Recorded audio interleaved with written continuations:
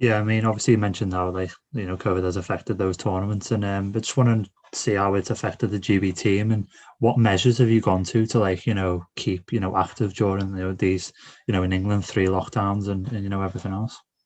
Well, yeah, it's obviously been tough. I haven't seen a lot of the squad for well over a year now because of obviously not being able to travel. So saw a couple last week and was in training. Obviously, see the large part of the squad for training again this Sunday. So that's sort of been a big thing, like mentally as well. Like not being able to see a lot of my best mates that have obviously come through that I know through GB softball, and yeah, not seeing them for a while is obviously always going to be tough. And not being able to train, obviously as a team, like people can do training by themselves, but it's never quite the same, as I'm sure you can tell with softball and other sports. Really, it's never really the same doing it like by yourself. But that's what it's been quite nice having the strength and conditioning stuff that we've done online as a squad. So sit in big group Zoom calls, and one of the coaches will run through a strength and conditioning session. We've had one of the German national team players who's been doing a strength and conditioning session for us every Saturday, which has been really good.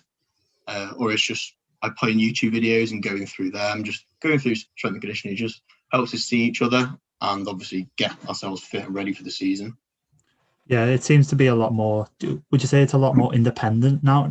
Now, obviously, you can't really, meet up because everyone's really around the country. And it's hard to get everyone in the same place. But I feel like a lot of the work now is a lot independent, and that creates like a mindset in yourself.